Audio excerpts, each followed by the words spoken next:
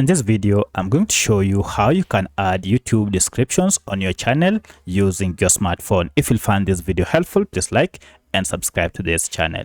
Alright, so the first thing you need to do is to go ahead and go to YouTube Studio using your YouTube Studio app or any browser. Once you are logged into your YouTube account, to add description details, go ahead and tap on the profile icon here and then tap on this pencil.